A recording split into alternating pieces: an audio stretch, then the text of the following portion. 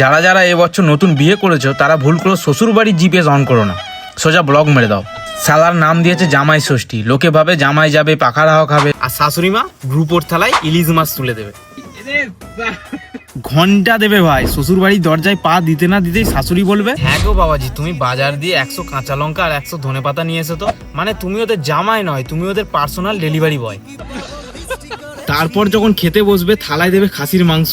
মাংস এমন শক্ত দেবে ভাই, যেটা চিবোতে চিবোতে তোমার আক্কেল দাঁত নড়ে যাবে, তবু মাংস গলবে না। তারপরেও মুখ বুঝে বলতে হবে, মা মাংসটা জাস্ট তুলোর মতো গলে গেল। কারণ পাশেই শ্বশুর মশাই বটি নিয়ে আম কাটছে, আর সত্যি কথা বললে আম কাটার বদলে অন্য কিছু কেটে দেবে। আর পকেট থেকে উধাও হয়ে গেছে তোমার 10,000 টাকা।